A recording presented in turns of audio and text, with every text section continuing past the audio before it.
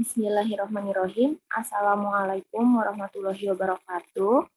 Kami dari kelompok 12 yang beranggotakan Nurul Aulia Sadida NIM 64, saya Hairunisa Putri Purnamaningsih NIM 71, dan Hasni Uswati Nufus NIM 75 akan mempresentasikan tentang gelombang. Yang pertama akan dijelaskan oleh Nurul. Di sini saya Nurul Aulia Sadida akan menjelaskan mengenai gelombang. Akan saya jelaskan sedikit mengenai gelombang, di mana gelombang dapat digambarkan sebagai gangguan yang berjalan pada sebuah medium dari satu lokasi ke lokasi yang lain. Nah, gangguan ini bergerak secara berulang dan periodik pada sebuah medium sehingga menunjukkan sebuah gelombang. Secara singkatnya, gelombang dapat didefinisikan sebagai getaran yang merambat melalui medium. Medium sendiri merupakan suatu bahan atau zat yang membawa gelombang, tetapi ia bukanlah yang termasuk gelombang, melainkan medium hanya bertugas membawa gelombang dari sumbernya ke lokasi lainnya.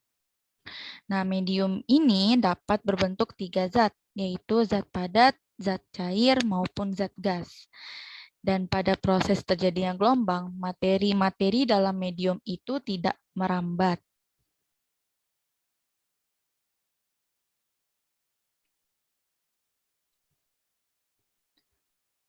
Nah, gelombang memiliki energi sehingga perambatan gelombang dapat berarti perambatan energi yang berupa getaran.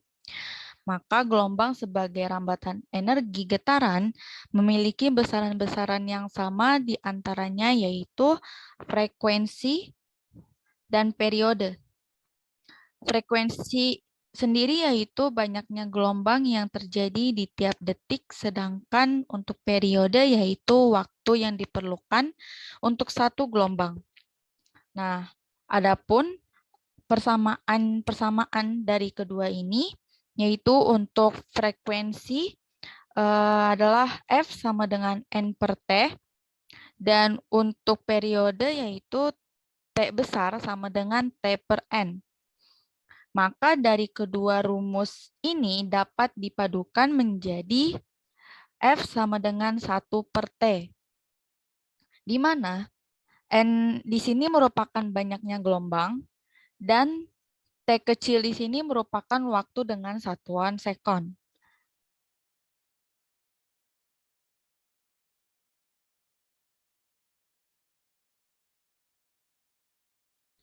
Sebelum memasuki jenis-jenis gelombang, perlu diketahui bahwa gelombang terbagi menjadi dua, yaitu berdasarkan medium dan perambatannya.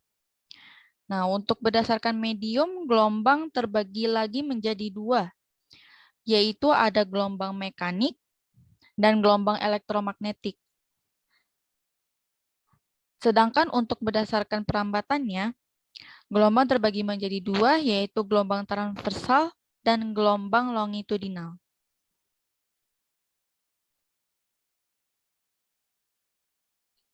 Di sini ada jenis-jenis gelombang, karena gelombang terbagi menjadi beberapa jenis.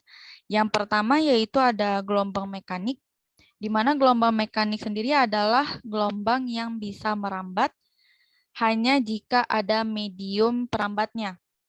Contohnya di sini ada 3, yaitu yang pertama gelombang pada tali, gelombang air laut, dan gelombang bunyi. Untuk gelombang pada tali dapat dilihat dari gambar, menunjukkan ujung bebas tali dapat didekati dengan mengikatkan tali di suatu tiang yang bergerak tanpa gesekan. Nah, untuk gelombang air laut yang fenomenanya sering kita lihat, di mana ketika gelombang air laut mendekati laut yang dangkal, maka gelombang air laut akan terpecah. Dan terakhir, untuk gelombang bunyi sering terjadi oleh kita sendiri, di mana ketika kita dapat mendengar suara-suara dari berbagai sumber, maka dalam fenomena tersebut terdapat gelombang. Dan gelombang tersebut dapat disebut gelombang mekanik. Lalu kemudian jenis gelombang yang kedua, ada gelombang elektromagnetik. Di mana gelombang elektromagnetik sendiri yaitu gelombang yang perambatannya tidak memerlukan medium yang hanya berkomponen getar yang berupa medan listrik dan medan magnet. Nah, gelombang ini tidak memerlukan medium perambatan.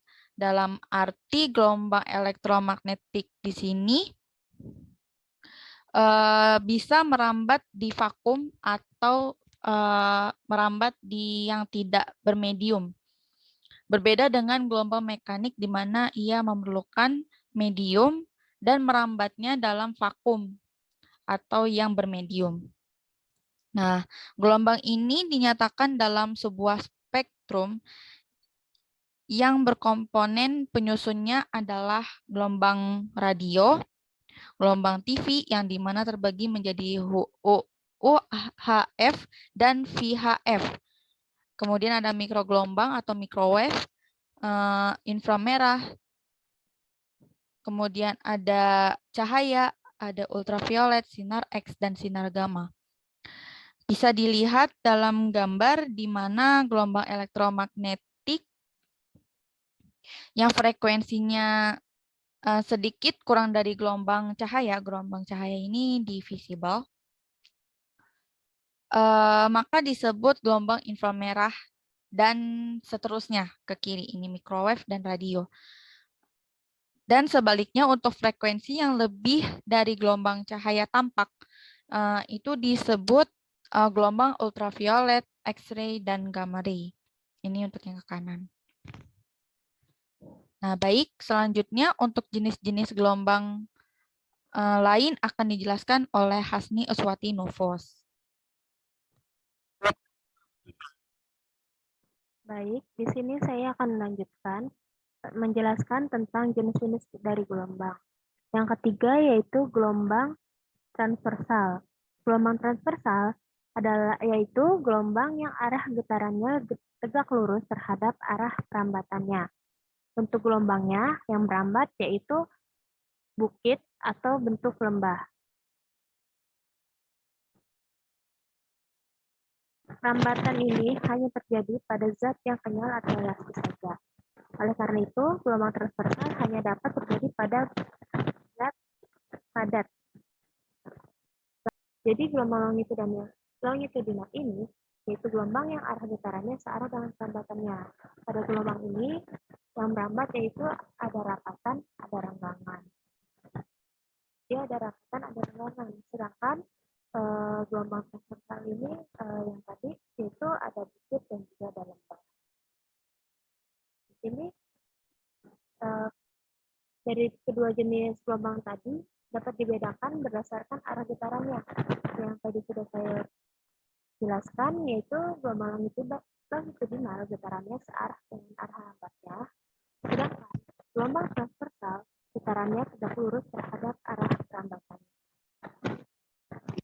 Lalu di sini ada rumusnya yaitu lambda sama dengan Q dikali atau Q sama dengan lambda dibagi T. Lalu jenis-jenis gelombangnya selanjutnya yaitu jenis gelombang yang berdasarkan amplitude gelombangnya. Itu ada gelombang berjalan dan juga gelombang berjalan. Gelombang berjalan yaitu merupakan gelombang yang memiliki amplitudo tetap yang terjadi pada tali yang dihubungkan pada pegas yang bergetar. Lalu, gelombang diam atau gelombang stasioner adalah gelombang yang memiliki amplitudo berubah yang terjadi pada perpaduan gelombang yang datang dan gelombang ini yang memiliki frekuensi dan panjang gelombang. Gelombang stasioner juga mempunyai dua jenis, yaitu gelombang stasioner yang ujung terbuka dan juga ujungnya terikat, ujung bebas dan ujung terikat. Dijelaskan oleh saya sendiri, yaitu Hairunisa Putri 71 mengenai sifat-sifat gelombang. Sifat-sifat gelombang yang pertama yaitu 1. Pantulan mengenai sifat-sifat gelombang. Yang pertama yaitu pantulan gelombang. Dalam alam, pemantulan gelombang tersebut berlaku hukum pemantulan gelombang, yaitu 1. Sudut datang gelombang sama dengan sudut pantul gelombang. Dan 2, gelombang datang, gelombang pantul, dan garis normal terletak dalam satu bidang datar. Gelombang datang membentuk sudut datang atau I dan terpantul pada sudut pantul atau R dipenuhi sin I sama dengan sin R, di mana persamaan ini merupakan persamaan dari hukum Snellius yang berlaku pada segala gelombang, baik gelombang mekanis maupun gelombang elektromagnet.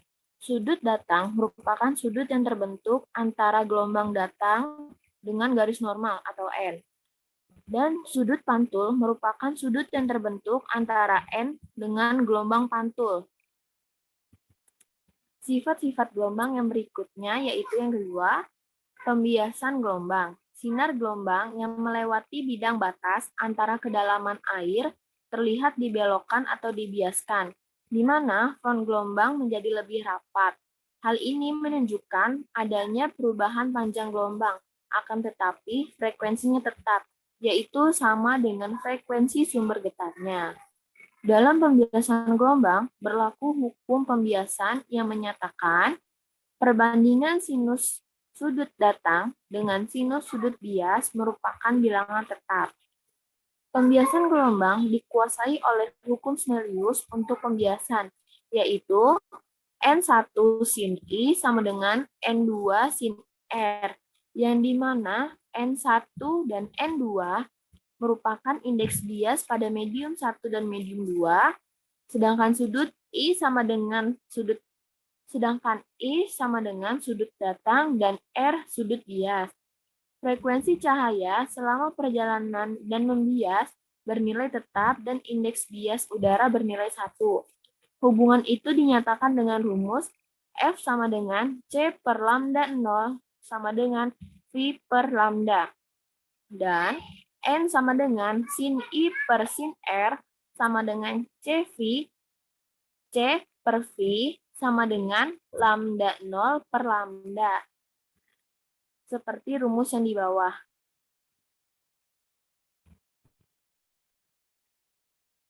Sifat-sifat gelombang yang berikutnya yaitu yang ketiga, interferensi gelombang. Untuk mengamati gejala interferensi gelombang agar teramati dengan jelas, maka kedua gelombang yang berinterferensi tersebut harus merupakan dua gelombang yang koheren. Dua gelombang disebut koheren apabila kedua gelombang tersebut memiliki frekuensi dan amplitudo yang sama serta memiliki selisih fase yang tetap atau konstan. Ada dua sifat hasil interferensi gelombang, yaitu interferensi bersifat konstruktif dan destruktif. Interferensi bersifat konstruktif artinya saling memperkuat, yaitu saat kedua gelombang bertemu atau berinterferensi, memiliki fase yang sama. Sedangkan interferensi bersifat destruktif atau saling melemahkan jika kedua gelombang bertemu dalam fase yang berlawanan. Sifat-sifat gelombang yang selanjutnya, yang keempat, yaitu difraksi gelombang. Difraksi gelombang adalah peristiwa pembelokan atau penyebaran, atau disebut juga lenturan, gelombang jika gelombang tersebut melalui celah. Gejala difraksi akan semakin tampak jelas apabila lebar celah semakin sempit. Efek penempatan rintangan penjalaran gelombang datar yang berupa celah sempit di tangki riak. Gelombang air semula berupa gelombang datar yang merambat lurus. Setelah melewati celah pola, gelombang itu berubah menjadi melingkar dan arah rambatnya pun berubah menjadi ke segala arah. Peristiwa itu atau difraksi tidak terjadi jikalau lebar celah cukup besar. Ini contoh penerapan gelombang dalam kehidupan sehari-hari.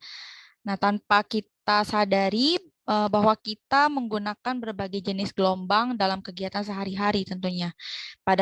Contohnya ketika pada pagi hari kita bangun tidur dibangunkan dengan suara jam waker. Dering jam ini dapat terdengar oleh kita karena jam menghasilkan gelombang suara yang merambat masuk ke gendang telinga.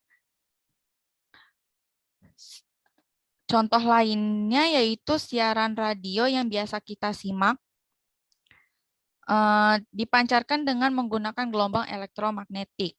Sudah dijelaskan tadi bahwa ada berbagai macam gelombang elektromagnetik yang salah satunya yaitu gelombang radio. Nah, gelombang radio sendiri itu dihasilkan oleh pemancar radio dengan menggetarkan elektron yang terdapat pada antena pemancar. Getaran elektron ini dilambatkan oleh udara menjadi gelombang radio. Selain itu, ada pesawat radio di rumah yang dapat menangkap gelombang radio berkat antena yang dimiliki. Nah, untuk contoh lain dari gelombang, khususnya untuk gelombang elektromagnetik, seperti yang sudah dijelaskan, ada gelombang mikro atau microwave, sinar inframerah, dan lain-lain. Baik, itu saja yang saya jelaskan. Saya kembalikan kepada moderator.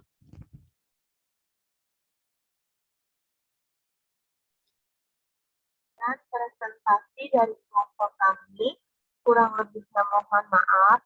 Wassalamualaikum warahmatullahi wabarakatuh.